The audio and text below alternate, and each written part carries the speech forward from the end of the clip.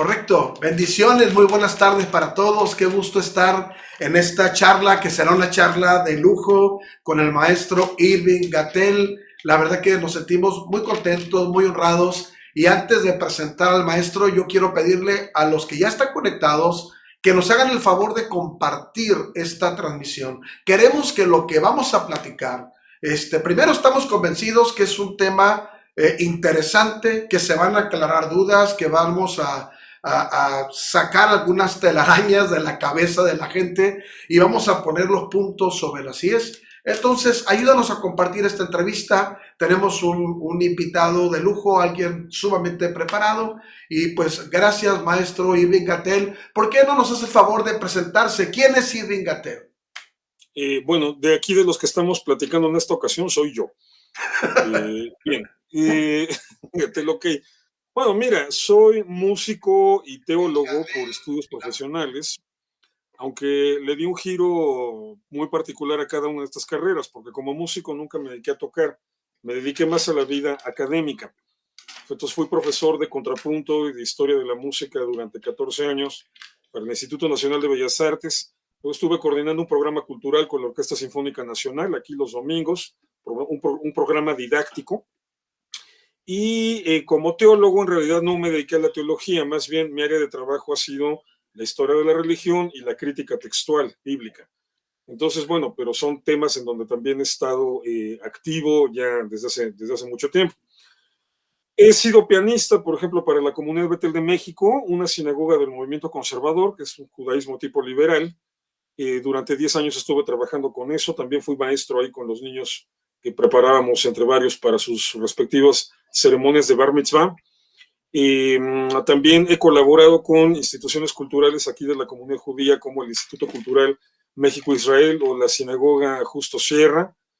Desde hace un tiempo, bueno, de repente la situación política en México se puso muy especial, muy particular. Yo tengo una postura política muy definida. No voy a entrar hoy en esos temas, eso los dejamos aparte.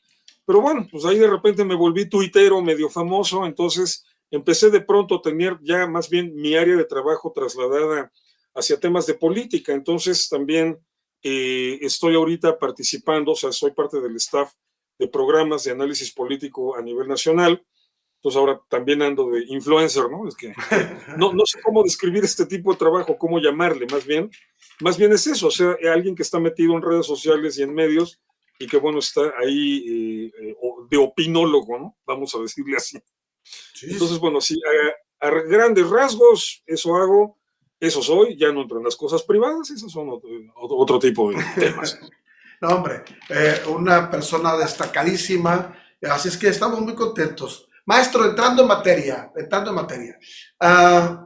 la gente trata de hablar en estos días fincando una postura en contra de Israel, habla de un supuesto mapa mal explicado donde dicen, es que a Israel le está pasando lo que le está pasando porque son invasores, tomaron terrenos que no les pertenecen, le robaron a Palestina sus tierras y entonces Palestina está reaccionando en pos del sacrilegio que Israel hizo al quitarle las tierras y de pronto por muchas redes sociales se ha circulado un mapita que la gente, aquí usted y yo no lo estamos viendo, pero la gente sí lo está viendo, lo están publicitando, sé que usted sabe de qué mapa hablamos, donde está un mapa verde y dice, esto Cuatro era... mapitas, ¿no? Sí, 4 mapitas. Todo esto era tierra palestina, pero de pronto vean con los años cómo el perverso y malévolo de Israel les ha ido quitando sus tierras y en consecuencia, entonces, ahora lo que está pasando es que es Palestina queriendo recuperar la tierra. Maestro, explíquenos, por favor, ¿es cierto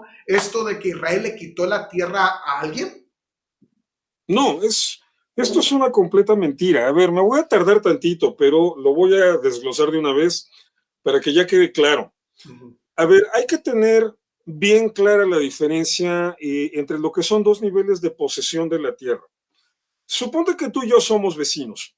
Ok, tú eres dueño de tu casa, yo soy dueño de la mía, y pues tú en tu casa puedes pintarla del color que quieras, lo mismo yo, puedes decorarla como quieras, lo mismo yo, etcétera. Si pones jardín o pones losas, si tienes mascota o no, o sea, cada quien tiene en ese sentido, digamos, la soberanía sobre su propio predio. sobre su propia propiedad.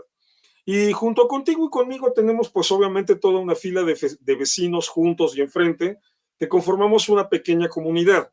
Ahora bien, ¿quién es el que decide qué tipo de alumbrado se va a meter, qué tipo de drenaje se va a meter, qué tipo de, digamos, servicios se van a dar allí por aire o por tierra o subterráneos, o de qué color se va a pintar el mobiliario público, etcétera? Eso no lo decidimos tú y yo.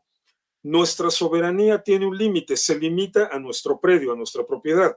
Pero hay otro nivel de soberanía, que es el colectivo, que es el civil, y que eso lo tiene una autoridad. Ahora, hay un sentido en el que tú y yo sí tenemos esa soberanía. Ok, es el gobierno municipal o en algunos casos el estatal o el federal el que va a venir a decidir qué se hace allí, pero se supone que son gobiernos representativos. O sea, tú y yo en una elección votamos y aunque ganara o no nuestro candidato, en conjunto se entiende que la ciudadanía votó y eligió a sus gobernantes y por lo tanto, tanto el gobernante inmediato como el gobernante federal, o sea, desde tu alcalde hasta el presidente de la República, son gobernantes que tú pusiste y por lo tanto, en un sentido teórico, en un sentido, vamos a decir, filosófico, o sea, aunque ellos son los que deciden y a veces no te preguntan si vas a querer el drenaje así o asá, se supone que esta estructura de la democracia representativa es la que garantiza que tú como ciudadano sí estás ejerciendo tu soberanía allí y en eso, ¿no? Ok, bien, pero eso es un modelo democrático liberal típico de Occidente. Entonces, vamos entendiendo lo primero. Todo esto que acabo de escribir, es justo lo que no ocurría en el protectorado británico de Palestina de 1948 para atrás. Cuando hablamos de la Palestina previa al Estado de Israel, el mandato británico de Palestina, antes la provincia palestina, Siria-Palestina del Imperio Otomano y así sucesivamente hasta llegar al año 63, que fue cuando antes de la era común, que fue cuando los romanos llegaron a ocupar lo que era el antiguo reino de Judea. O sea, estamos hablando del 63 antes de, a 1948 después de. O sea, literalmente 2011 años, más de 2000 años, en los que ese territorio fue, digamos, propiedad de alguna potencia imperial. ¿Qué pasa en ese entonces? Que tu soberanía real se reduce a tu casa, y eso a veces. O sea, tú eres sí el dueño de tu casa, el dueño de tu predio, y haces ahí lo que quieras, pero todo lo demás, en todo lo demás, no hay nadie que venga a preguntarte qué carambas opinas. Y la potencia imperial puede llegar y disponer incluso de tu predio a como se le dé lugar. Entonces hay que entender que un súbdito de un imperio no es dueño del territorio. Que sea dueño de su casa no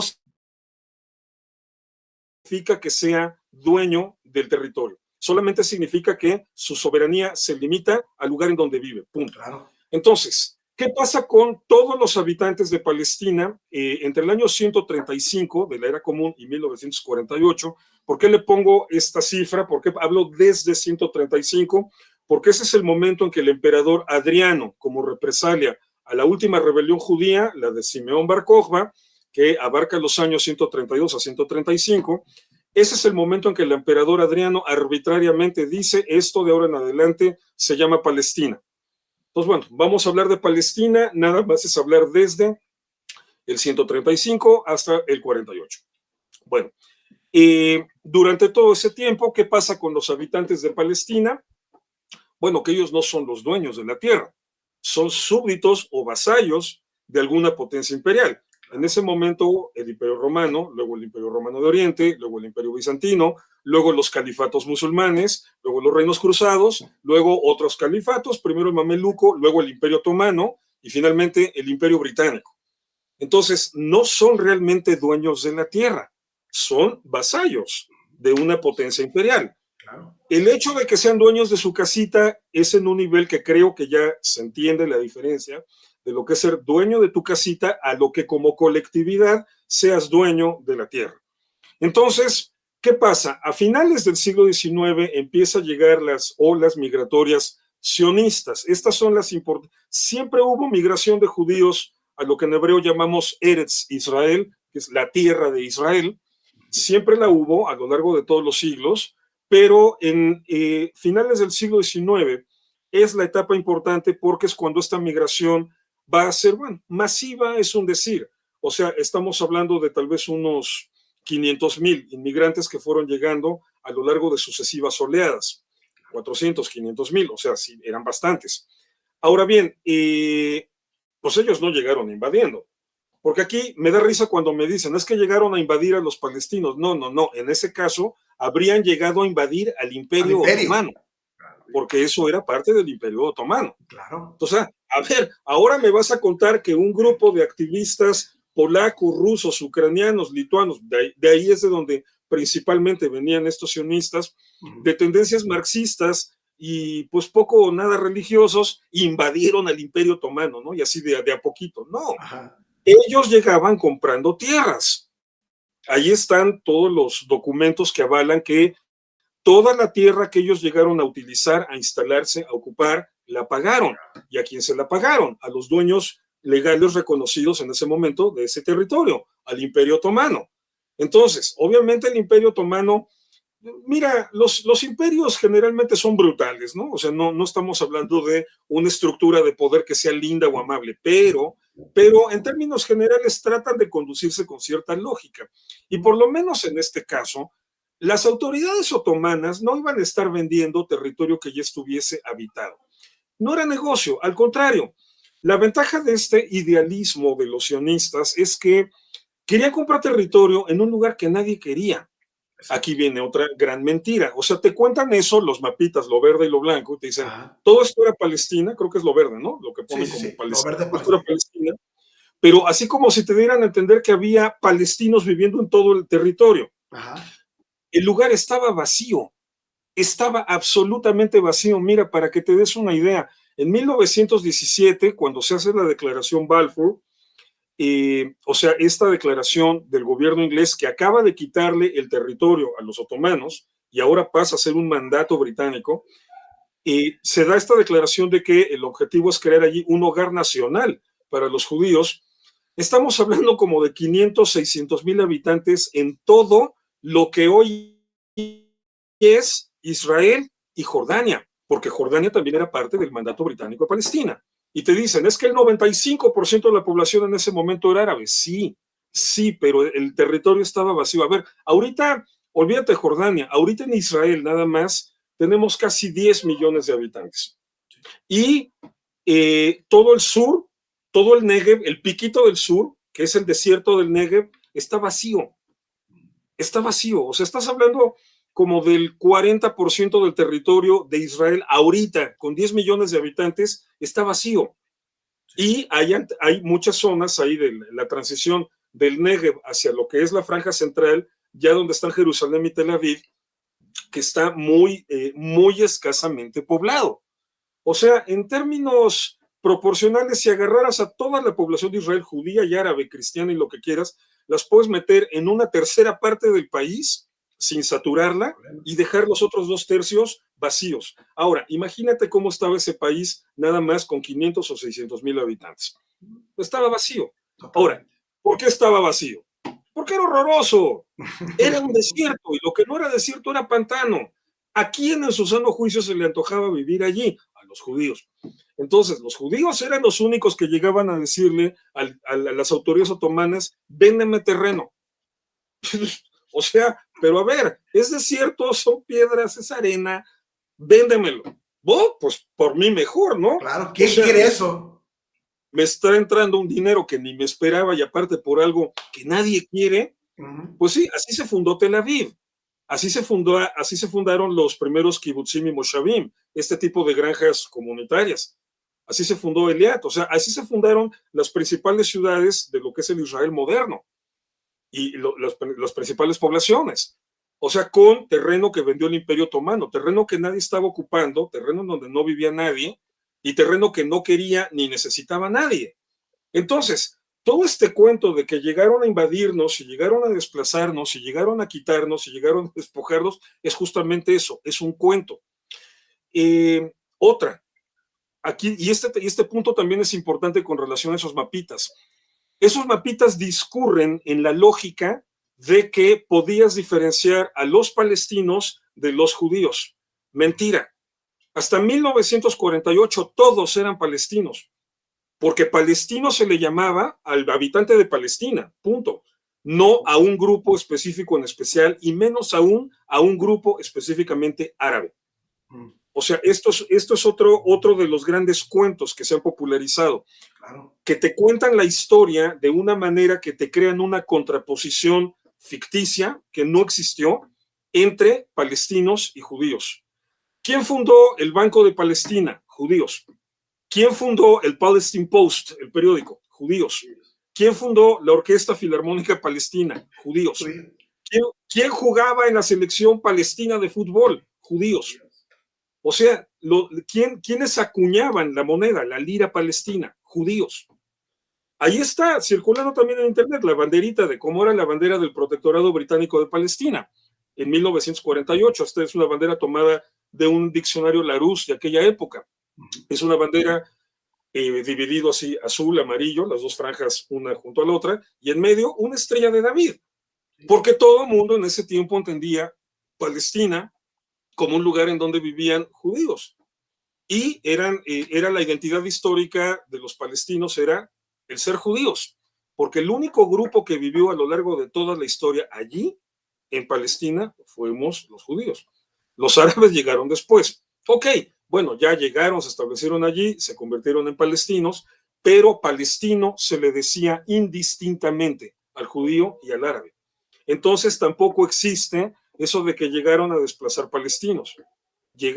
Los que llegaron, porque ya había otros que ya estaban ahí, pero los que llegaron a convertirse en palestinos.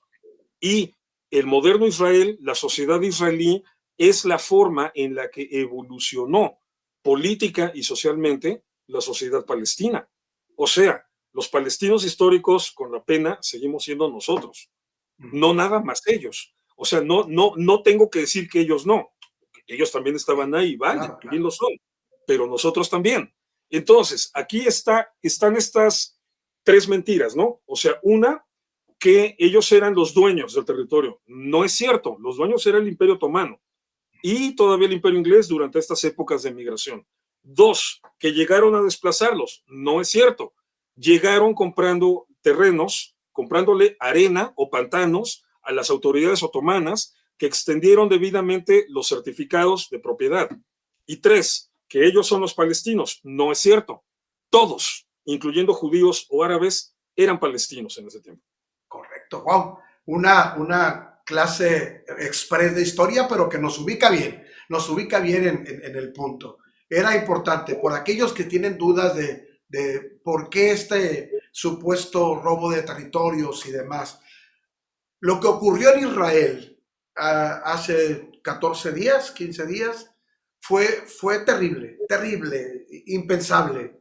Pero, ¿por qué, desde tu punto de vista, maestro, por qué hay gente que hoy, a pesar de haber visto imágenes, videos, ver que esto fue cruel, por qué hay grupos defensores de Hamas? ¿Por qué hay gente haciendo marchas multitudinarias en diferentes partes apoyando al terrorismo? ¿En qué cabeza, bajo qué lógica? ¿Por qué esto? ¿Por qué esta locura?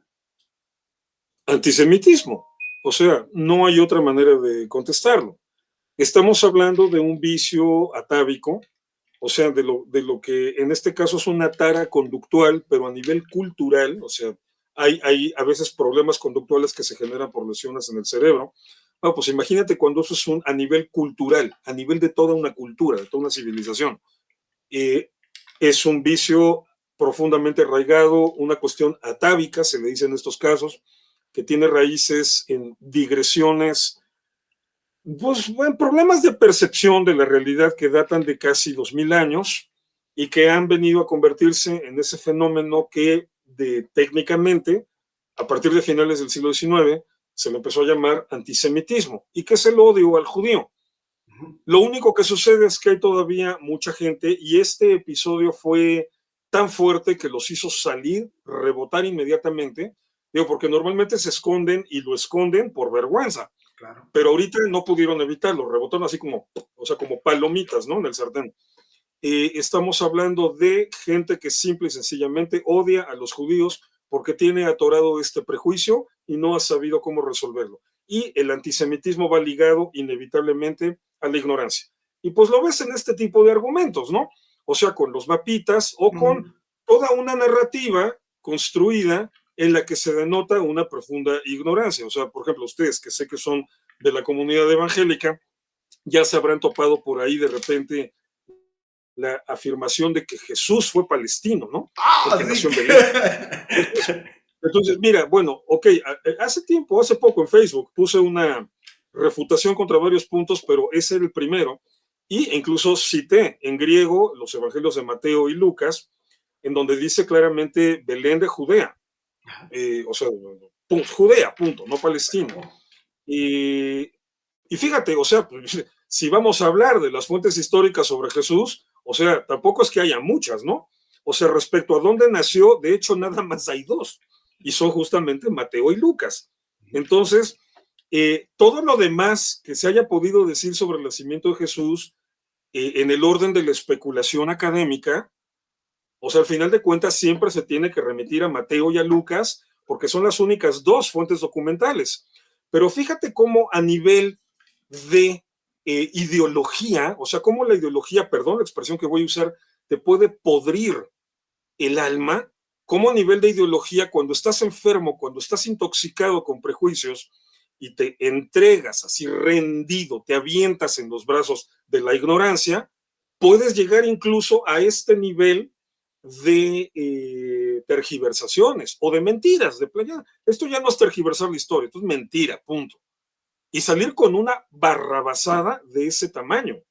O sea, cuando absolutamente no tienes ninguna evidencia documental, arqueológica, o sea, ni siquiera onírica, o sea, ni en sueños tienes evidencias de que Jesús haya sido palestino. ¿Por qué hacen esto? Bueno, una, porque por esta cuestión ideológica no tienen recato alguno en mentir. Pero dos, porque odian tanto al judío que no nada más no están dispuestos a concedernos un pedazo de tierra, ni siquiera están dispuestos a concedernos nuestra propia historia y se la quieren regalar al pueblo palestino. Bueno, lo bueno es que nosotros obviamente no nos vamos a dejar, ¿no? Aquí andamos dando la, pero bueno, ¿cómo ves? Así la situación. Así está. Antisemitismo, punto, es eso. Es eso, claramente. Quiero hacer un pequeño alto. Aquellos que se han ido conectando, ayúdenos a compartir. Si alguien tiene una pregunta, puede dejarla por aquí en los comentarios, pregunte y en alguna oportunidad, claro que lanzamos aquí el comentario, hacemos la pregunta y tratamos de aclarar dudas. Gracias a quienes se conectan, quienes comparten y quienes quieren dejar preguntas, por favor. Hay algo que se ha escuchado mucho en las redes, en comentarios, con respecto a que cuando se da este ataque terrorista de Hamas, Israel va y tiene una respuesta fuerte, una respuesta contundente.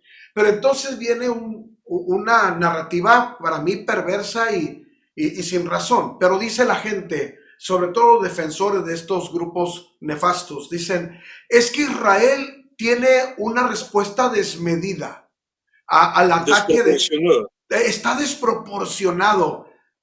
Cuando ustedes en la comunidad judía, yo tengo mi punto de vista, pero ustedes, ¿qué sienten cuando alguien les dice ante lo que vivieron que la respuesta de Israel en este momento es una respuesta desmedida? Mira, a estas alturas del partido creo que eso ya más bien nos da risa, porque nadie nos ha podido explicar qué sería una respuesta proporcionada, ¿no? El término que más usan es una respuesta desproporcionada. O sea, siempre es la ONU diciendo, pero por favor, que la respuesta no sea desproporcionada. ¿Qué es eso? ¿Qué significa eso? O sea, es una ambigüedad tan boba, perdón que lo diga así, pero así es. O sea, no porque lo diga la ONU no es bobo, o sea, al contrario, la ONU a veces se pasa. Nadie nos ha sabido explicar qué es eso, pero es que mira, ya estamos acostumbrados a que a Israel siempre le piden las cosas más raras. Fíjate cuántos conflictos hay en el mundo y siempre al único que le dicen, por favor, que la respuesta sea proporcionada, es Israel. Nada más. O sea, en Rusia y Ucrania nadie le está diciendo eso, ni a los rusos ni a los ucranianos. ¿no? Cuando los rusos tuvieron que pelearse con los chechenos por el terrorismo islámico que también hubo por allá, a Rusia jamás nadie le dijo tu respuesta tiene que ser proporcionada. Ajá. Cuando estuvieron en conflicto en la guerra civil yugoslava, o sea, incluso se quejaron del genocidio cometido por los serbios, por ejemplo, pero cuando la OTAN interviene jamás le dicen la respuesta tiene que ser proporcionada. O sea, por favor, que no sea desproporcionada. No. Eso nada más se le pide a Israel. Claro, por ejemplo, ahorita que también Israel dijo, bueno, pues ya no le voy a mandar luz ni combustible a Gaza, ¿no? A pegar el grito en el cielo. No, crimen contra la humanidad, porque Israel no le está mandando, o sea, no está dándole suministro, no le está dando batería, ¿no? Energía al enemigo que los está matando, que los está masacrando. O sea, Israel es el único que tiene que encargarse de que sus asesinos tengan energía. Y luego el agua, ¿no? O sea, que Israel, Israel aparte nada más mandaba el 11% del agua que se consume en Gaza. Pero no, es que Israel, o sea, ahora resulta que Israel tiene que mantener. Oye, pero es que Israel cerró el paso por donde pasa la ayuda humanitaria. Bueno, pues sí, pero es que nadie va a reflexionar en lo vamos a decir, hoy se me ocurre ponerle el título imprudente, insensato, que es perpetrar una masacre en el país por donde entra la comida a tu país.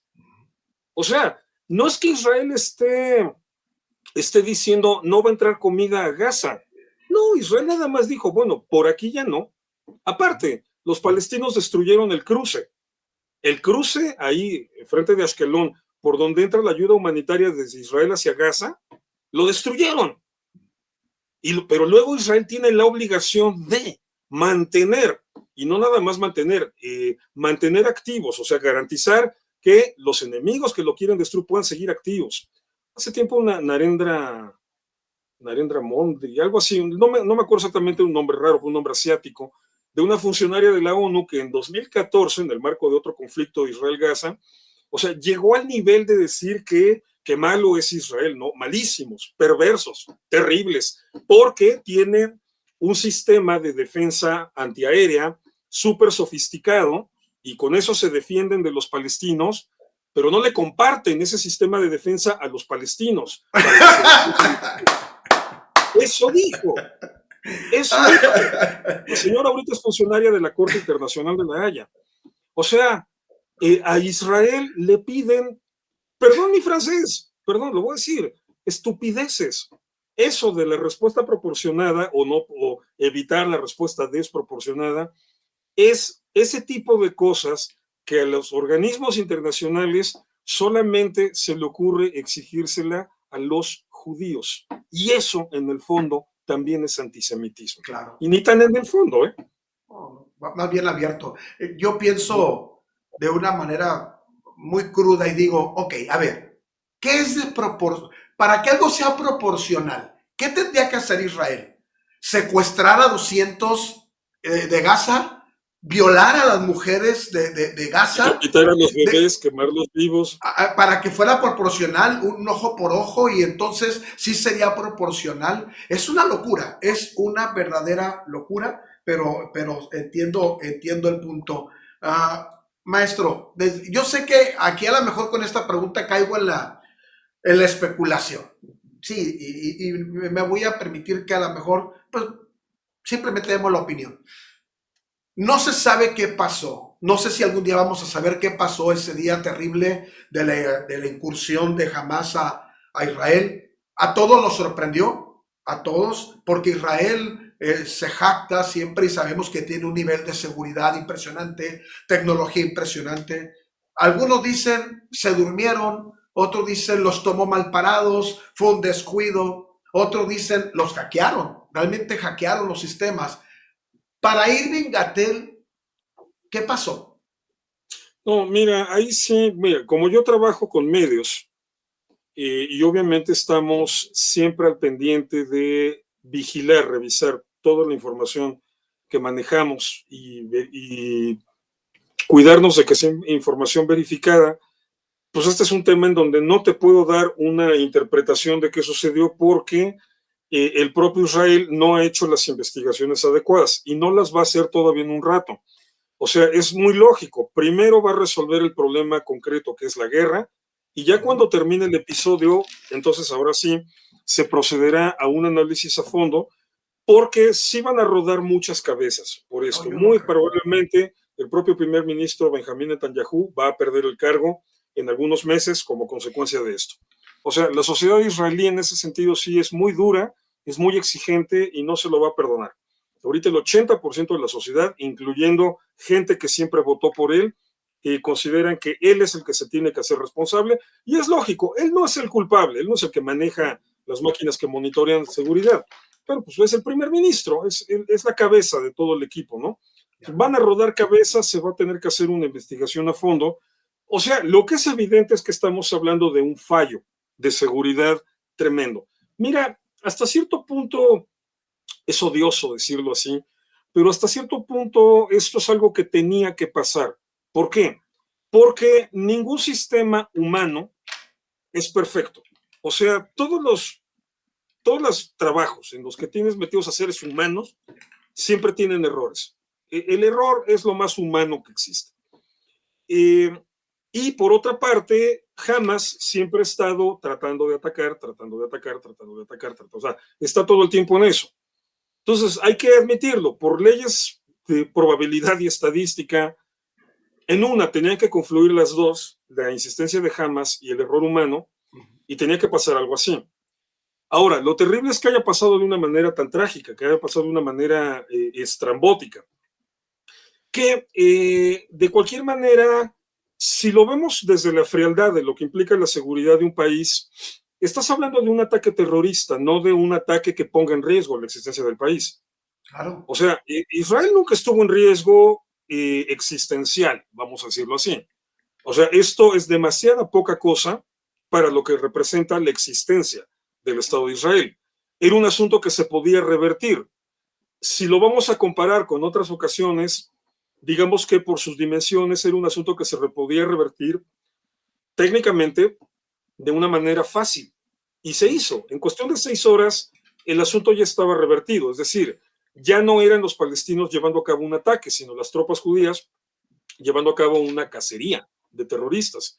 Y prácticamente los eliminaron a todos. Todos los que lograron infiltrarse a Israel, la abrumadora mayoría fueron eliminados. Unos cientos ahí todavía fueron arrestados. Todavía hay por ahí, se cree que alguna que otra célula perdida, pero bueno, pues obviamente las van a cazar y los van a eliminar. Entonces, no era la cuestión existencial. Lo que obviamente nos escandalizó y nos puso con los nervios de punta es que estamos hablando del ataque más letal que se haya perpetrado contra el Estado de Israel en toda la historia, porque con todo, o sea, incluso las guerras que se dieron, sobre todo las dos más agresivas, que fueron la de los 6 días en el 67 y Yom Kippur en 73, o sea, fueron ataques de una distinta naturaleza, pero que se perpetrara una masacre que en el lapso de 4 o 5 horas dejara a 1,400 judíos asesinados, eso nunca se había visto.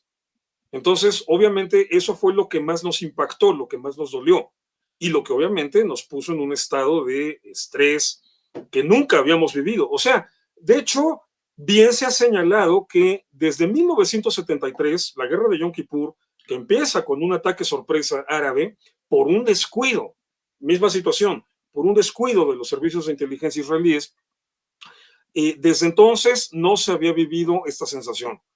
O sea, esto me lo ha confirmado gente que tiene la edad suficiente como para acordarse que ya eran adolescentes. Bueno, te estoy hablando de gente de 70 años, que ya eran adolescentes en tiempo de la guerra de Yom Kippur, pero no había sentido algo igual desde la guerra de Yom Kippur. Y, por ejemplo, los que somos de mi generación, yo tengo 52 años, yo ya había nacido, yo nací en el 70, pero pues en 73 yo chiquito, tenía 2 años, apenas iba a cumplir 3 cuando fue la guerra de Yom Kippur. Entonces, obviamente, eso lo sé, me sé los datos como tema de historia, pero no tengo una memoria emocional al respecto. Entonces, la gente de mi edad o más chica, simplemente todos decimos, jamás habíamos sentido lo que sentimos ese sábado 7 de octubre. O sea, se nos va a quedar tatuado en el alma.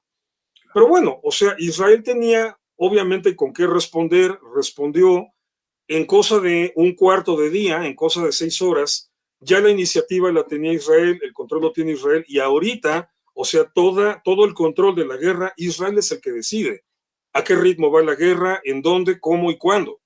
Y por más que Hamas está intentando ya, oigan, es que ya podríamos empezar, no hay negociación. Netanyahu fue muy claro desde el Eso es primer día. importante, maestro, porque jamás está intentando hacer ya un acto de paz y decir, oigan, vamos arreglándonos ahora que ya Israel está fuerte. Pero, ¿qué ¿Qué? O sea, pasa? vamos arreglándonos con alguien que masacró salvajemente a 1,400 civiles. No, Netanyahu lo dijo. La época de la negociación, la era de la negociación se acabó. Se acabó. O sea, punto. Vamos por la destrucción de Hamas. Y sí, Hamas ya empezó por Egipto, por Qatar, ya por diferentes medios a decir, oigan, podemos empezar a negociar. No, Israel está en el plan tajante de no. ¿Por qué? ¿Por qué abrimos de negociar con ustedes? No, olvídenlo. No es no. Y bueno, y hoy acaba de anunciar el ministro de Defensa que va a empezar la fase más intensiva de los bombardeos. O sea, no nada más no se va a negociar. Ahorita cada vez el ataque va a ser peor. Pues eso pidieron. En eso se metieron. Perdón, ahora sí, se aguantan. Aquí en México, tú lo sabes. No sé en el norte, aquí en el sur, en el centro, más bien en la Ciudad de México, tenemos una frase muy de escuela primaria, ¿no? El que se lleva, se aguanta. Entonces, pues, te quisiste meter en eso con Israel, ahora no empiecen a chillar con que es que ya podemos negociar. No hay nada que negociar, no con Hamas. Israel se va a sentar a negociar con los palestinos cuando Hamas ya no esté allí, punto. Entonces, sí hubo un fallo terrible en la seguridad, los pormenores, los detalles se van a tener que investigar, van a darse a conocer, o sea, obviamente no se va a explicar todo el detalle, pero se tiene que dar a conocer el informe, porque en ese aspecto la sociedad israelí es muy exigente, no Claro. se lo va a perdonar a nadie. Y te digo, entonces en su momento rodarán las cabezas, vendrán cambios de fondo en el gobierno, pero una cosa es definitiva, eso solamente se va a hacer hasta que esté resuelto el problema de la guerra. Israel entiende perfectamente que ahorita es el momento que menos conviene para meterse en un proceso que polarizaría las opiniones al interior del país. No, ahorita el asunto es la guerra. Así que sobre eso, cuando acabe, se acaba en una semana, se acaba en medio año, cuando acabe, se realiza la investigación, se va a fondo y se sanciona a los responsables. Correcto. ¿Por qué había kibbutz? ¿Por qué había estas poblaciones tan cerca de la franja de Gaza?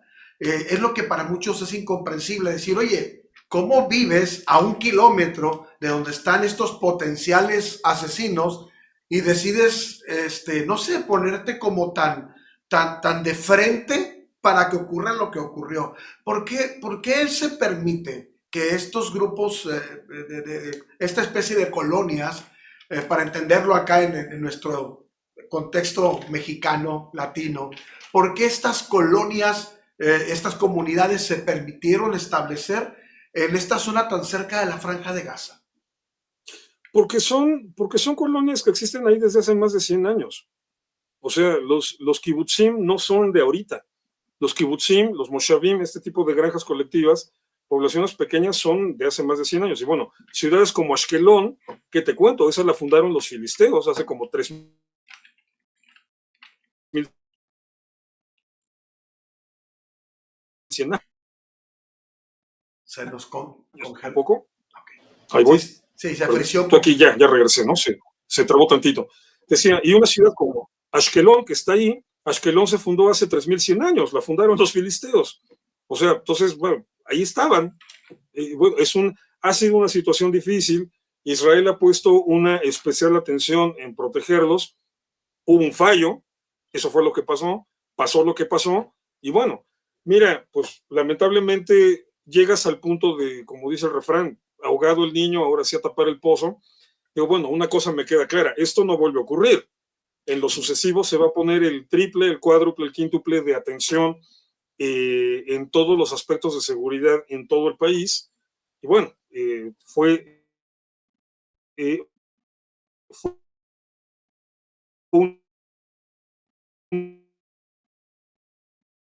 una, por lo menos que se le saque ese provecho, ¿no? ¿Sí me escuchaste o porque Sí, veo que mi se frició un poquito, se había friseado, pero ya está de regreso. Ok. Hay una fuerte desinformación. Ese fue otro motivo también para tener esta charla. De pronto, cuando Israel anuncia lo que les pasó, y no lo anuncia simplemente desde los medios judíos, sino que lo hacen desde los videos que subieron a las redes sociales los propios terroristas, donde están secuestrando, matando. Luego los fueron bajando, ¿no? Ellos mismos, porque vieron que no les daba buena fama ante la comunidad internacional, pero ellos anuncian lo que hacen, muestran, exhiben lo que hacen, y hoy después cuando, por ejemplo, los peritos han ido levantando los cuerpos, han visto el lugar, se habla de abusos a niños, se habla de que, por ejemplo, hubo violaciones masivas tan horribles que quebraron la pelvis de algunos pequeños, una cuestión terrible. Y esto está mostrado por los mismos grupos terroristas que lo hicieron. Y la gente parece, o algunos medios parecen quererlo minimizar. Y luego cuando ocurren cosas que Israel no hace, como el supuesto bombardeo al hospital, y dicen mueren 500, ¿qué le pasa a Israel? Y no había una fuente confirmada de que Israel hubiera hecho semejante cosa. Y cuando se empiezan a dar las evidencias de que fue Hamás mismo atacando, y como generalmente pasa, ellos lanzan sus cohetes y destruyen a su propia gente, la gente dice, no, ese es Israel que ahora quiere cubrir sus maldades. ¿Qué opinión les merece este tipo de falacias, de mentiras, de cuentos en los medios masivos de comunicación? Y se congeló. Ok, oye, espérame, mi conexión anda un poco mal, déjame refrescarla, dame Ok, 30 segundos correcto. Aquí y me quedo. ahorita te contesto, Correcto. porque sí, sí, Sí. Aquí estamos ya en la parte final de lo que el maestro recompone ahí la conexión. Saludamos a quienes están conectados. Perfecto. Gracias por los comentarios, gracias por los saludos de diferentes partes. Dios les bendiga a todos, en verdad. Señor sea con ustedes. Y ayúdenos compartiendo, ayúdenos, comente, pregunte. Ya estamos en la recta final de esta charla.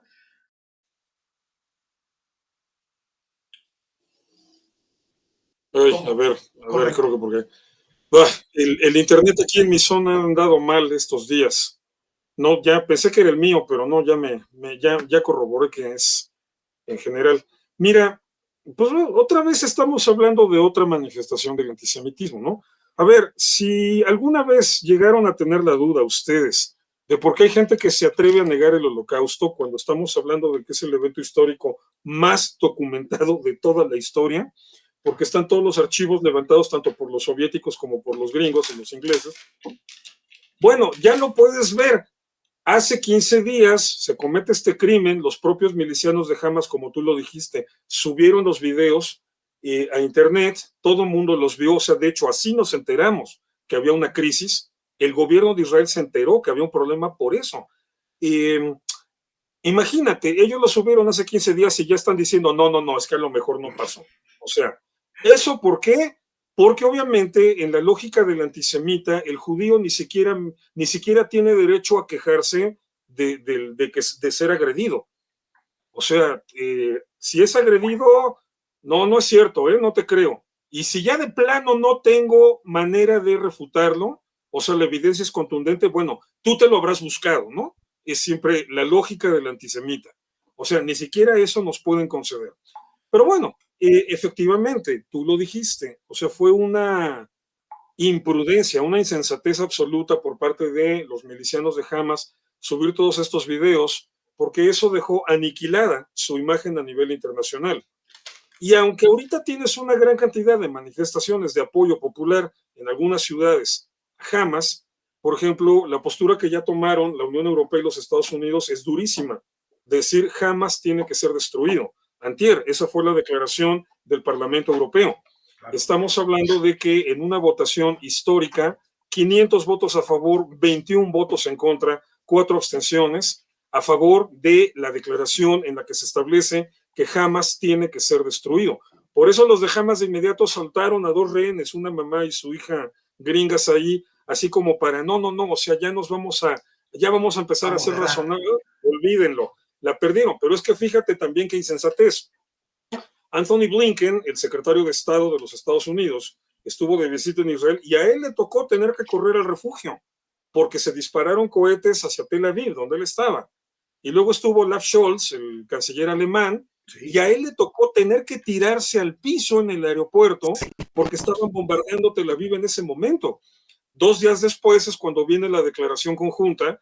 O sea, digo, porque es obvio, no, o sea, no me van a venir los palestinos a estas alturas a decir, ay, no sabíamos que estaban allí de visita, si era noticia internacional. Claro. Y aún con ellos ahí de visita, dispararon contra Tel Aviv. Entonces, es donde tú dices, bueno, o sea, a ver, ¿qué hago con estos? Ya. O sea, ahora sí, Israel prometió que los va a destruir, adelante, que los destruyan. ¿Qué hubiera pasado? ¿Qué hubiera pasado si esta gente hubiera logrado atentar contra uno u otro? Porque no pasó nada por el sistema de seguridad de Israel, pero si hubiera sido afectado Blinken o el otro canciller alemán, esto hubiera sido una locura. Y a ver, ¿y quién hubiera juzgado a Israel, perdón, Estados Unidos, o quién hubiera juzgado a Alemania por inmediatamente estar apuntando contra Hamas? No, de hecho no estarían apuntando. De hecho, ya las Fuerzas Armadas estadounidenses y alemanas ya estarían seguramente involucradas en el conflicto, o sea, participando activamente en todo esto. Pues sí, pues te digo, o sea, inteligentes no son, salvajes sí, inteligentes no. Entonces, obviamente ya se metieron en todo ese problema, pero pues, por supuesto, ahí viene ahora la reacción de la prensa que siempre ha sido abiertamente anti-israelí, como la BBC, como CNN, y ni se diga la prensa española, ¿no? Por ejemplo. Entonces, obviamente, ahí viene ya toda esta cuestión de cómo manejas la información, este tema del Hospital Bautista, ahí en Gaza, fue un caso típico, pero fíjate cómo con un conflicto de este nivel, todas las cosas como que se elevan a la potencia n, o sea, se exacerban de una manera que normalmente uno ni siquiera se imagina, ¿no? Entonces, no nada más es la desvergonzada actitud de que de inmediato sueltan la noticia, bombardearon un hospital, fue Israel, de inmediato.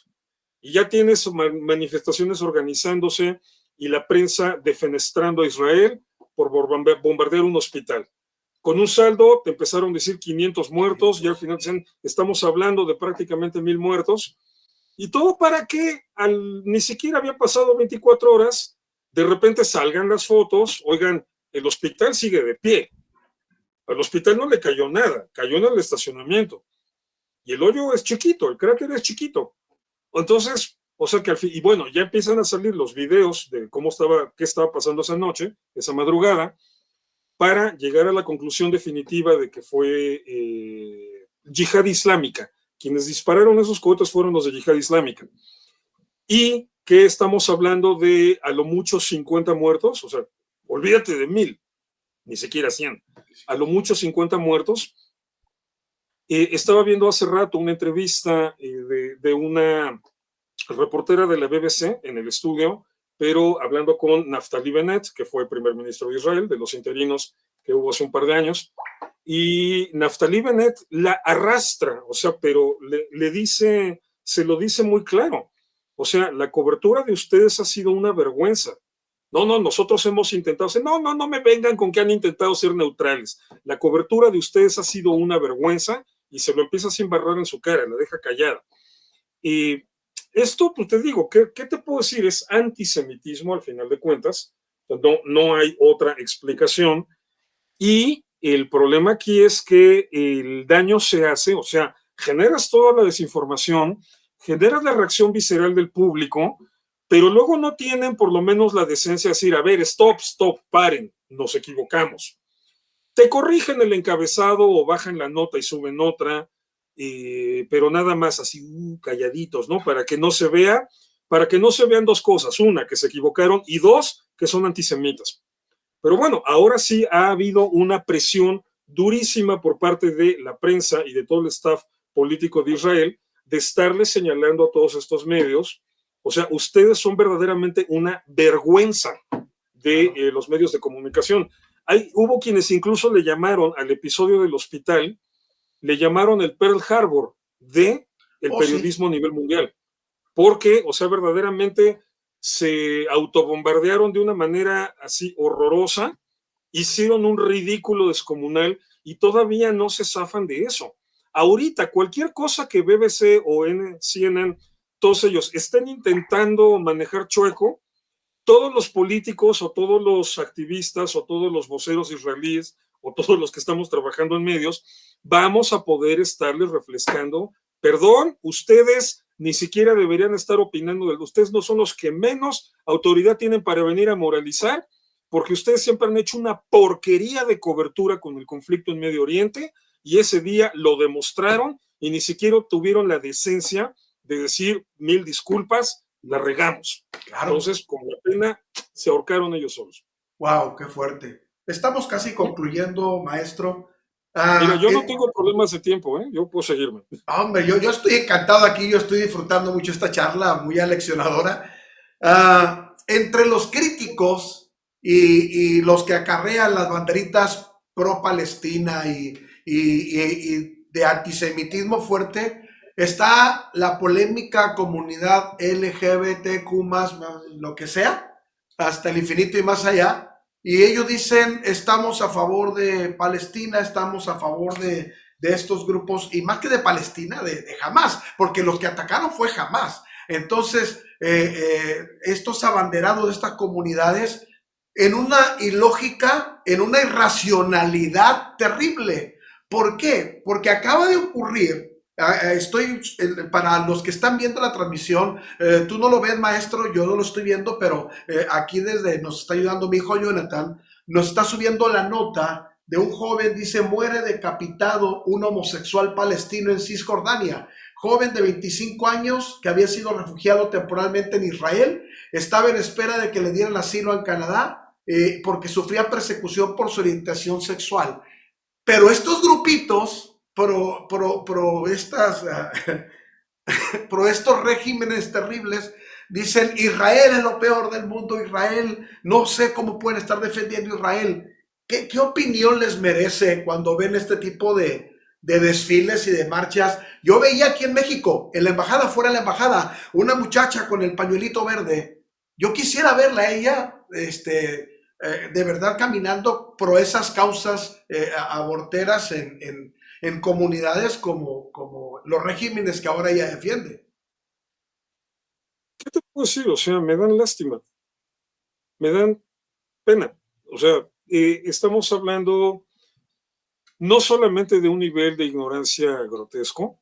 Mira, no tienes por qué saber de todo. O sea, digo, hay áreas de la vida que uno no se mete a estudiar y bueno, pues entonces tampoco te metas a opinar. Eso sí debería ser una regla básica, ¿no? Si no te has metido a estudiar bien el tema, no opines. O bueno, a esta gente le encanta opinar de todo, ¿no? Aquí hay un severo problema con lo que ha sido no nada más la educación filosófica, sino ¿cómo llamarle? Vamos a hablar de una filosofía exitosa. ¿A qué me refiero yo con una filosofía exitosa? A una filosofía que llega desde el filósofo que la plantea hasta la calle. Eso no pasa frecuentemente. O sea, de hecho ha pasado muy pocas veces en la historia. Platonismo fue una, el aristotelismo fue otra, y en ese nivel de impacto social, yo creo que ahorita nada más podríamos hablar del marxismo y del posmodernismo. ¿Qué es el posmodernismo? Es una tendencia filosófica que surge a partir de los años 60, se deriva del postestructuralismo francés y se basa en las fuertes críticas contra la civilización occidental que plantearon filósofos, sobre todo Michel Foucault y Jacques Derrida, pero también otros filósofos de ese mismo grupo de los postestructuralistas franceses como Gilles Deleuze, Roland Barthes, etc. También influye mucho la filosofía de la ciencia que va a plantear Paul Feyerabend, un austriaco. Ellos van a sentar las bases de lo que luego se va a venir a convertir esto que llamamos posmodernismo. No es una filosofía homogénea, cada autor puede tener ideas muy variadas sobre cualquier cantidad de temas, pero tienen en común solamente un punto, que es lo que los cohesiona. Y es que rechazan todo lo que se deriva de la modernidad, y entendemos por modernidad todo el paradigma político, social, económico, cultural, etcétera, que surge de la Ilustración, de este momento en que entre Inglaterra, Francia y Alemania se da el movimiento de la Ilustración, de donde van a salir obviamente filósofos tan importantes como desde Rousseau, que era muy de izquierda, Kant, que era muy centrado, Hegel, que era muy alemán, etcétera. Pero bueno, toda esta filosofía racional, no estoy hablando de racionalismo, ese es anterior en términos de historia de la filosofía, pero toda esta filosofía anclada en la búsqueda de planteamientos razonables, racionales y basados en razonamientos rigurosos. Posmodernismo es una tendencia que te va a decir, toda esa mentalidad europea es colonialista, es impositiva, es imperialista, es criminal, es asesina y ha contaminado al mundo, ha destruido al mundo, ¿no? Entonces están en contra de la razón ilustrada. Por lo tanto, están en contra del modernismo y por eso mismo se identifican como posmodernos. Pero bueno, imagínate, ¿qué expectativas puedes tener de un planteamiento filosófico que nace declarándose enemigo de la razón? Perdón que lo diga así, pero lo único que puedes aspirar es a decir puras tonterías. Si ellos fueran sinceros, o sea, si un posmoderno que de verdad asumiera esa postura, no te llegaría a discutir nada. ¿Por qué? Porque toda la forma de discutir que conocemos, o sea, no puede evitar intentar ser razonable. Si tú y yo vamos a llegar a un punto en donde no estamos de acuerdo y tú vas a sacar tus argumentos y yo los míos, cada uno va a intentar ser razonable, lo más razonable posible, para ser convincente, para demostrarte que hay una serie de razones por la que tú o yo, alguien esté equivocado y el otro tiene la razón. O igual, y en un ejercicio dialéctico profundo, ese razonamiento nos lleva a encontrar puntos intermedios de coincidencia o a puntos intermedios nuevos que no habíamos contemplado, pero que surgen de la confrontación de tu punto y el mío. Pero todo eso se logra por medio de una discusión razonable. Entonces, ellos llegan a contarte cómo fue la historia desde otra perspectiva. Ahora la moda es llamarle la teoría racial crítica, una teoría, si se le puede llamar teoría. Esto es obviamente, estoy siendo muy amable con ellos. La teoría racial crítica que te dice que, en resumidas cuentas, los blancos son malos y todos los demás son víctimas y son buenos. Entonces, pero bueno, eso no te lo pueden llegar a decir así nada más. Te tienen que convencer, te lo tienen que demostrar. Entonces, curiosamente, al intentar demostrar, están intentando ser razonables. Cuando te dicen, es que estamos en contra de la razón ilustrada, porque es europea, porque es colonialista, porque es criminal, porque bla, bla, bla, lo que en realidad te están diciendo es, admito que mis argumentos son una tontería, pero te exijo que me des la razón. Es lo que te están diciendo, ¿no? Entonces, estamos hablando, perdón por el francés que voy a utilizar, sí voy a decir una palabrota, aunque controlada. Estamos hablando de la tendencia filosófica más estúpida que se haya gestado en toda la historia. En muchos puntos es un reciclaje de las ideas de David Hume, pero David Hume las explicó elegantemente y en otras épocas, así que a él todavía se le puede perdonar. Por ejemplo, para que te des una idea de a qué vamos, Hume te decía, tú no me puedes demostrar que si yo tomo un fósforo y lo raspo por una parte rugosa, eso es lo que genera el fuego. Tú no me puedes demostrar que la fricción genere el fuego. Lo único que me puedes demostrar es la secuencia de eventos. Pero el hecho de que siempre ocurra esa secuencia de eventos, o sea que primero tienes el fósforo en la mano, luego lo frotas y luego se prende, el hecho de que siempre se dé esa secuencia solamente significa que se da esa secuencia. No hay manera racional de que me demuestres que hay una causa y un efecto. Fíjate, o sea, a qué nivel llegaba el tipo, ¿no? Si estaba re loco. Sí, sí, sí. Pero bueno, por lo menos él tenía la gracia, o sea, la coherencia de pretender ser razonable. O sea, Menos. estaba torciendo el razonamiento en grados extremos, niveles Zenón de Elea, o sea, el que te dice que Aquiles nunca va a alcanzar a la tortuga, porque si le das 10 metros a la tortuga, cuando Aquiles avance esos 10 metros, la tortuga ya avanzó otro, y cuando Aquiles avance ese otro, y se mete con temas de cálculo infinitesimal, pero que al final de cuentas para efectos físicos es un razonamiento falaz. Ajá. Y que, no, o sea, tú para refutar a Zenón, nada más tenés, a ver, traigan a cualquier muchacho, ni siquiera Aquiles, traigan a cualquier chamaco, traigan una tortuga y ya. Zenón se tenía que salir por la tangente diciéndote, sí, sí, ya vimos que el chamaco rebasó a la tortuga, pero tú en qué vas a confiar, en tu percepción o en tu razonamiento. Bueno, la historia de la humanidad nos ha demostrado que confiar en el razonamiento tampoco es la gran cosa, ¿no? O sea, el ser humano se equivoca con mucha facilidad. Pero bueno, ahora imagínate cómo está toda esta filosofía posmoderna, que es Zenón, David Hume, pero degradados, o sea, degradados a su nivel más rupestre y neolítico que te puedes imaginar, y que aparte están en guerra abierta con la razón, pero de todas maneras te quieren convencer de que tienen la razón. Entonces, obviamente, lo único que ha provocado toda esta estructura filosófica es que la ideología literalmente impida que toda esta generación, eh, sobre todo la última, porque te digo, esto empieza en los 60s, el impacto que las conferencias de Foucault y de Derrida que dieron en Estados Unidos, ahí empieza todo, hizo que esa filosofía llegara a las aulas universitarias. Ya para los 80s y 90s, cuando viene el relevo generacional de académicos en las universidades progresistas estadounidenses, ya van a ser profesores educados en los paradigmas de razonamiento del posmodernismo. Y ahorita lo que estamos viendo es a la humanidad que han educado ellos. Entonces, así fue como llegó desde las conferencias de Foucault y Derrida hasta la calle. Pero entonces, obviamente, pues con gente que nunca te va a aceptar la realidad, o sea, que te va a decir, ahí está la evidencia, y te van a decir a lo de David Hume, no, no te creo, porque no quiero, punto, o sea, porque, Es mi no, o sea, me percepción. puedes enseñar un video, pero ¿y eso qué? Pues lo subieron los de Jamás, ¿no? ¿Y a mí qué? ¿Eso qué? O sea, es gente que está peleada a muerte con la realidad. Y eso es lo que ahorita está de moda. Ahorita, lamentablemente, justo estamos viendo el auge, el clímax de esa moda.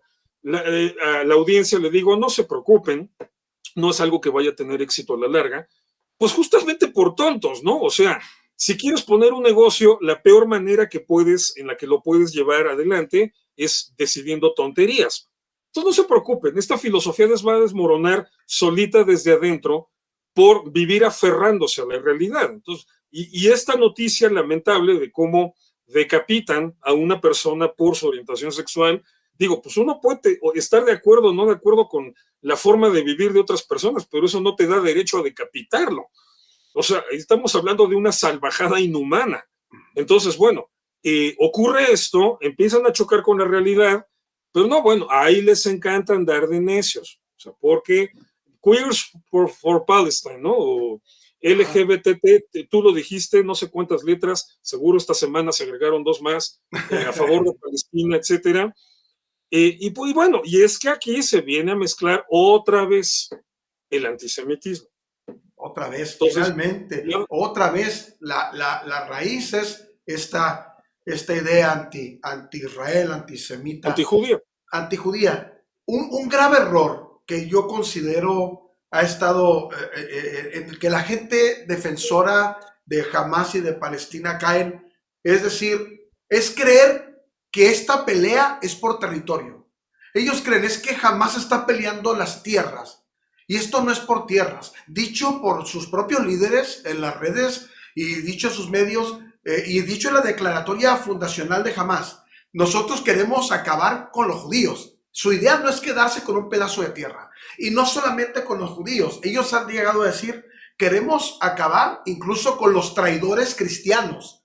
La idea de ellos es acabar con todo el que no está de acuerdo con Es que, ellos. es que, a ver, hay que entender lo que es el concepto de yihad en esta visión medieval.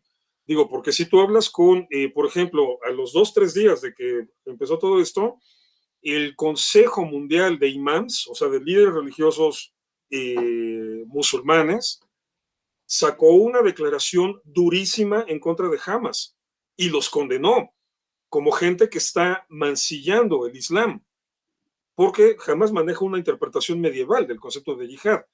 O sea, un musulmán, un imam, un líder musulmán promedio, ahorita te explica que la yihad, o sea, la guerra santa, la verdadera guerra santa es contra la ignorancia. Que cuando el Islam te habla de la urgencia de decapitar al infiel, es un sentido figurado de al ignorante enseñarle a separar sus ideas de sus vísceras, para que razone con la cabeza, no con las emociones, y se convierta en una persona educada y razonable. Dice, ese es el sentido figurado de la decapitación.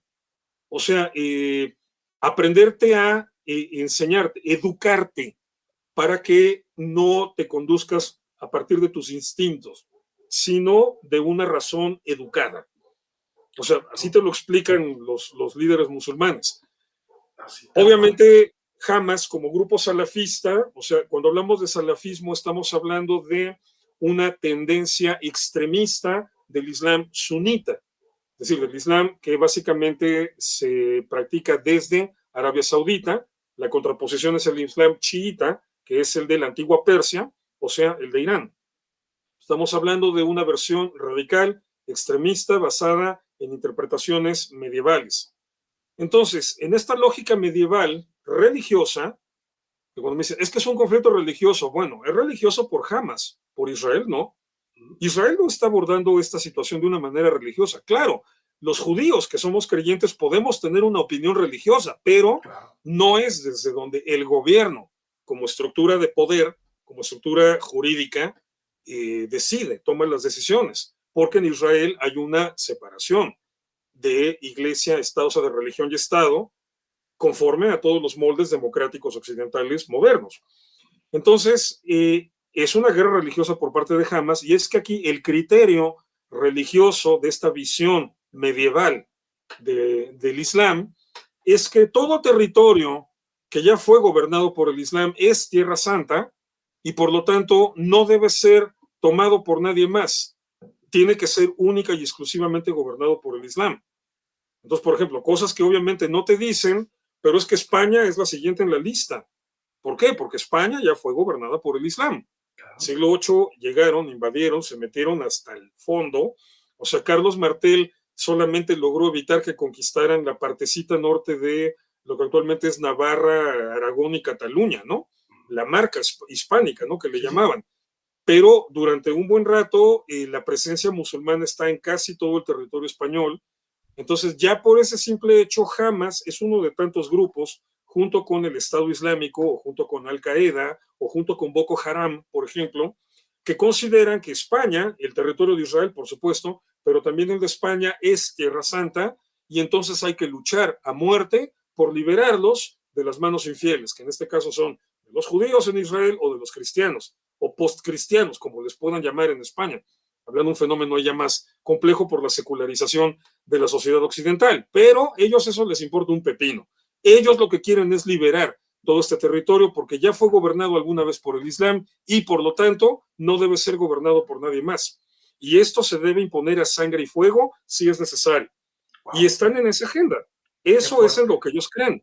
Entonces, siempre aquí van a venir los filósofos occidentales, posmodernos o todavía marxistoides, a decirte, no, es que la religión es un pretexto porque en realidad son juegos de poder, son juegos económicos. A ver, mijo, son juegos de poder y son juegos económicos en Occidente, porque en Occidente sí, ya desde la Revolución Francesa, desde la Ilustración, pasamos por ese proceso de separar Estado de religión y vivimos en sociedades secularizadas donde la religión es una cuestión optativa, y que efectivamente muchas veces es utilizada para manipular a la gente. Pero ahí estamos hablando del mundo islámico, una cultura distinta que no ha pasado por este proceso y por lo tanto el aspecto religioso es fundamental para la abrumadora mayoría de los musulmanes. Entonces, o sea, con la pena, aquí estamos hablando de una visión que, como bien señalas, no tiene que ver con tierras, porque en última instancia, Gaza es independiente, Gaza es autónoma, ni quien se meta con ellos. Hamas tiene un control absoluto, es el partido gobernante en Gaza, y normalmente en un día normal no hay judíos, ni soldados, ni civiles, ni nada metidos allí. Ahorita están metidos allí, bueno, pues porque hubo un ataque y porque ellos provocaron esta situación, pero no es un problema territorial, efectivamente. Es esta obsesión religiosa, fanática, feudal, por reconquistar un territorio que según ellos les pertenece, porque si ya alguna vez lo tuvo el Islam, ya, eso debería ser para siempre, y no van a perdonar a nadie en ese sentido. O sea, obviamente todo lo que es la zona de los Balcanes y hasta la frontera con Viena, también es tierra santa que tiene que caer porque los otomanos ya lo tuvieron y ya gobernó el Islam allá en alguna ocasión. Es cierto. Esa es la razón por la que estos grupos luchan contra Israel. Todo lo demás es propaganda, nada más. Exacto, correcto. Déjeme entrar tantito ya en la final con nuestra visión cristiana, el grupo, el sector al que yo pertenezco en lo particular como pastor evangélico. Te decía, maestro, al principio que la iglesia evangélica en general tiene un amor por Israel. Nuestras raíces, obviamente de credo, es una raíz judía. Creemos en el Antiguo Testamento como creemos en el Nuevo Testamento. Adoramos y creemos en el Dios de Israel y siempre estaremos orando y cubriendo a Israel en todo tiempo. Y en este tiempo difícil estamos orando por Israel. Hemos visto siempre desde el punto de vista espiritual eh, que siempre que a lo largo de la historia, por ejemplo, recordamos el libro de jueces, Israel caía en un momento de dureza, de enfriamiento espiritual, y Dios permitía que algún enemigo se levantara y el pueblo se quebrantaba. Dios levantaba un caudillo, lo sacaba de ese momento, y luego Israel caía en una etapa de paz, pero volvía otra vez el conformismo, volvía la distancia espiritual, y otra vez Dios permitía que algún enemigo lo sacudiera, lo moviera, y fue una historia de 7, 8 veces en jueces de esta caída, de este levantar. Nosotros siempre los cristianos vemos las cosas también, no solamente desde el ámbito geopolítico, sino el ámbito espiritual. Para muchos Israel son banderas, son señales de las que uno tiene que estar atento, de que lo que ocurre siempre tendrá una connotación espiritual. Oramos por Israel porque creemos que este ataque tan horrible, tan nefasto, será una marca, una herida, pero que también a la postre va a dejar en muchos la necesidad de voltear a ver a Dios y va a haber la necesidad de decir, Señor, redirecciona la brújula del pueblo de Israel. Por lo pronto, en mi mensaje casi final, es decirle y que quede bien claro en esta transmisión que la iglesia evangélica ama a Israel, orará por Israel, pero ora por Palestina, porque Palestina no es jamás. Y la gente dice Palestina libre. Nosotros decimos sí, pero libre de terroristas, libre de esta gente que los controla y que les hace daño. Y oramos para que la paz de Dios alcance a cada rincón de la tierra y sean bendecidos. Maestro, última pregunta. ¿Qué espera Irving Gattel que viva Israel después de los ataques? Después de esta situación, ¿cómo visiona usted el futuro de Israel después de esto? Algunos dicen, este es un antes y un después, en la etapa moderna de Israel, esto que pasó. ¿Cómo se visiona? ¿Visiona un Israel aletargado que va a tardar mucho en sanar? ¿O un Israel que pronto va a salir adelante y con la capacidad que les conocemos y que va a sonreír sumamente rápido y que recibirá pronto, como lo ha hecho siempre, abrazando a gente de toda tribu, lengua y nación? No, mira, esa parte, créeme que esa parte no me preocupa. O sea, Israel tiene todos los elementos para salir adelante de esto.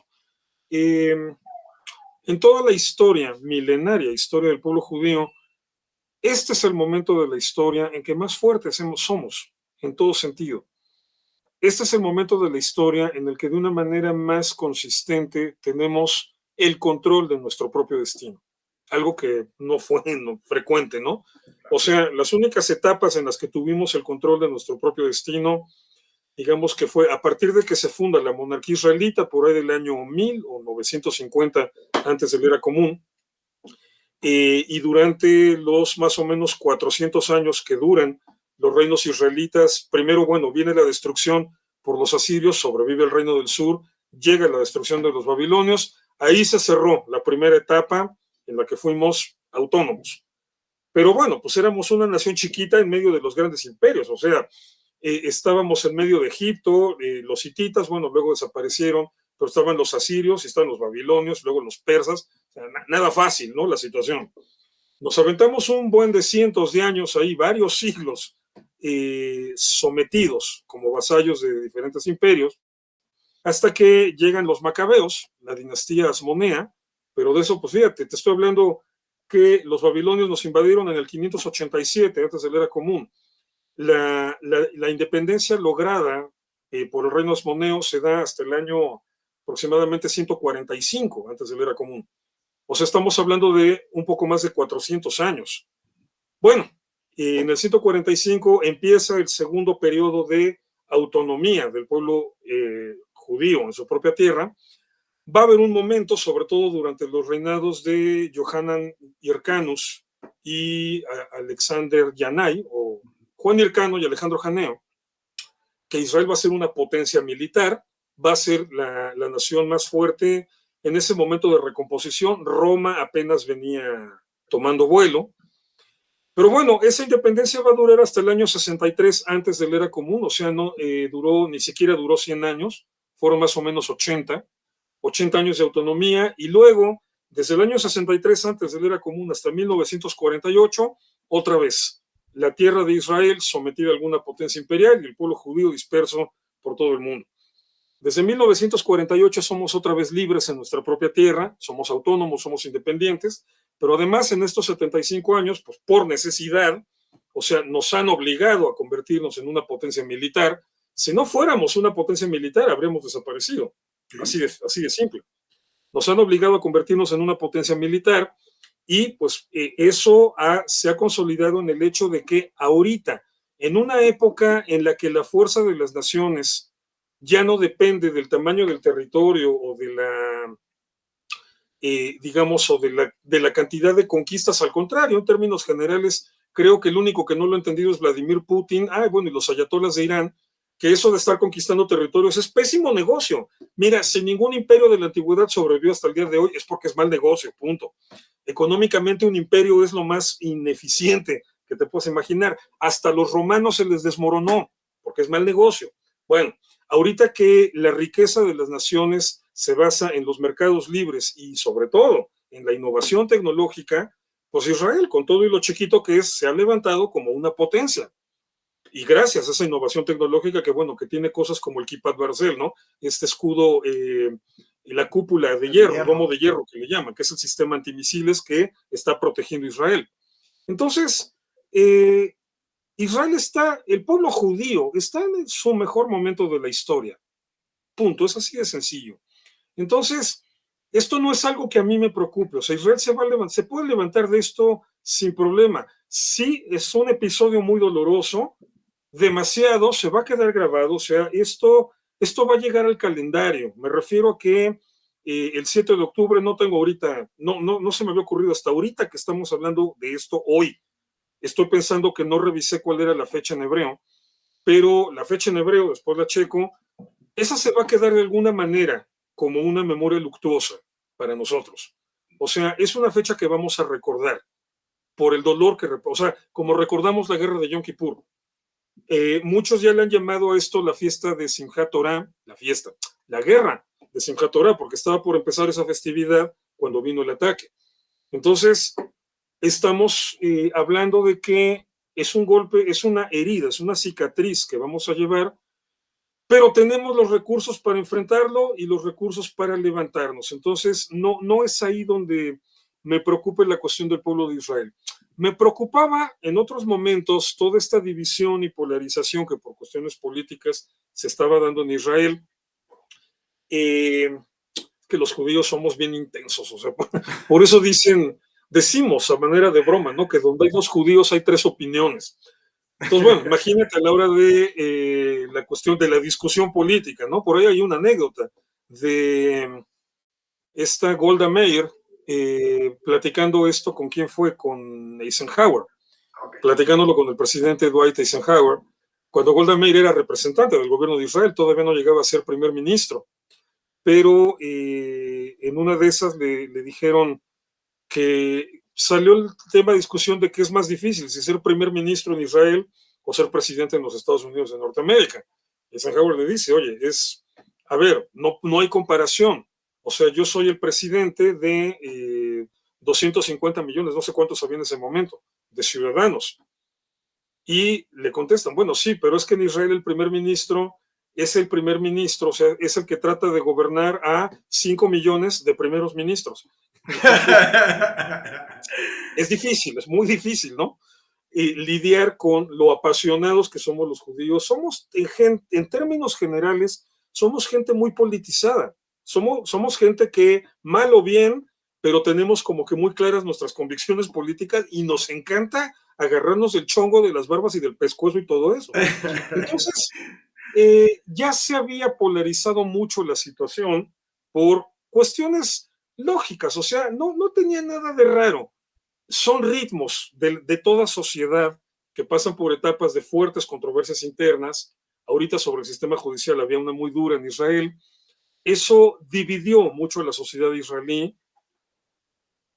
Pusiste un ejemplo perfecto a traer a colación el libro de Jueces, en hebreo le llamamos el libro de Shoftim, que más bien se debería traducir más bien como caudillos, porque juez en hebreo se dice Dayan, pero este libro de los grandes caudillos entre el éxodo y la monarquía, o sea, este periodo intermedio, este periodo anárquico, pero pusiste un ejemplo perfecto de cómo esta decadencia que el propio pueblo de Israel se provocaba por su autocomplacencia, los metía en problemas, vamos ahora a decirlo en abstracto, ¿no?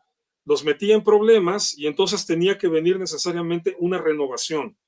Eso es lo que estamos viendo todos los judíos ahorita. Una de las cosas por las que nos sentimos profundamente orgullosos, en el buen sentido de la palabra, de lo que es el espíritu judío, es que esta crisis la estamos enfrentando prácticamente unidos. Sí, siempre hay una periferia tonta que se desbalaga y que anda y que apoyan a los palestinos.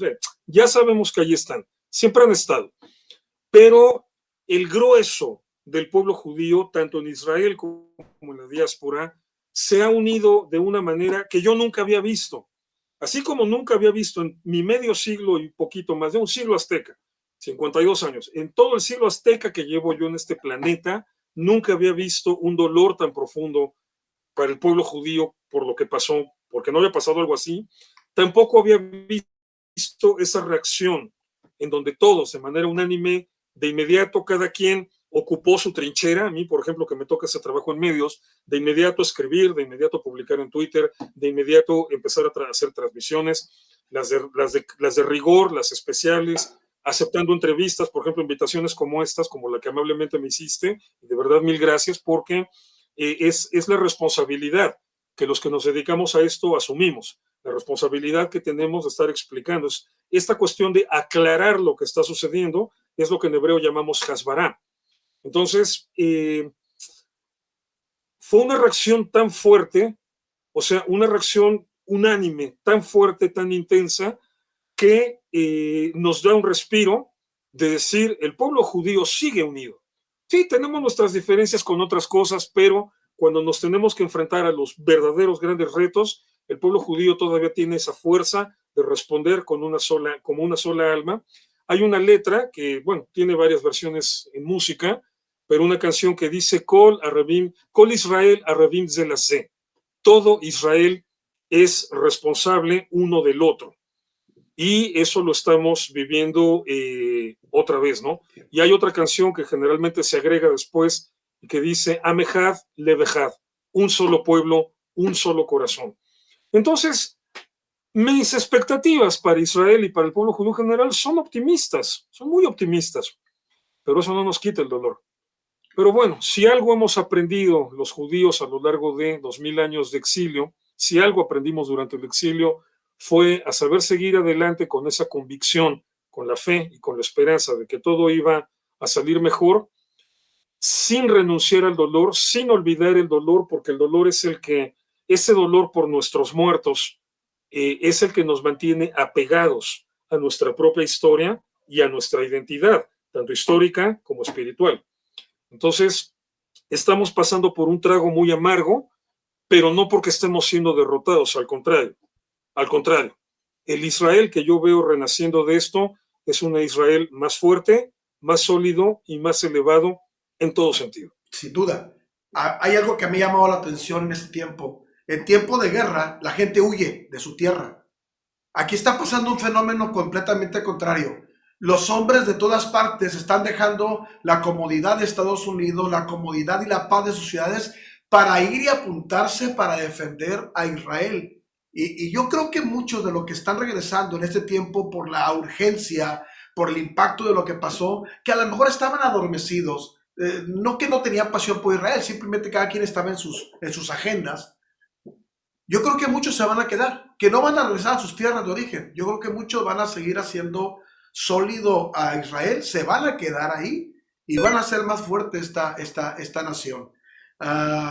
Le cierro comentando lo que dice el Nuevo Testamento, no sé si lo conoce o no, no sé qué tanto maneja el Nuevo Testamento, pero Pero, perdón, te comento, hice estudios profesionales en teología, me dedico a la crítica textual tanto del Antiguo como del Nuevo Testamento. Lo conozco muy correcto, bien. correctísimo. Gracias, maestro. El libro de Mateo habla de como una señal para nosotros, los evangélicos como tal, de que los últimos tiempos, una evidencia clara de los últimos tiempos era, vean a la higuera representa a Israel, porque cuando ésta reverdezca, hay cosas que te avisan como señales en la carretera de que se están dando los últimos tiempos. Esta guerra y esta situación tan terrible que pasó, creo que va a dejar, y creo que muchos cristianos estamos de acuerdo, va a dejar una etapa más sólida para Israel,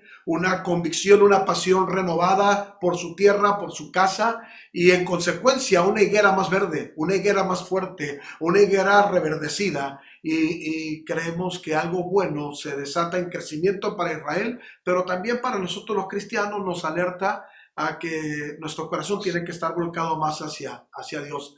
Maestro, gracias. Gracias por este tiempo. Al contrario, de verdad, qué gusto. Aquí estoy a tus órdenes. Mira, esto va para largo.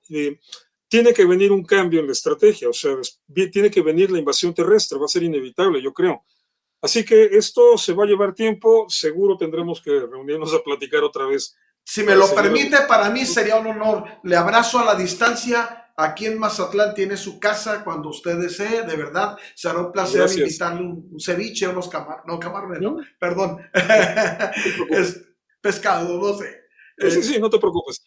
No, de verdad, mil gracias. Estamos en contacto, estoy a tus órdenes y de verdad un gusto haber compartido este momento contigo y con tu auditorio. Le abrazo. Saludos para todos. Gracias por los que amablemente se conectaron. Se irán compartiendo. Bendiciones. Hasta la próxima.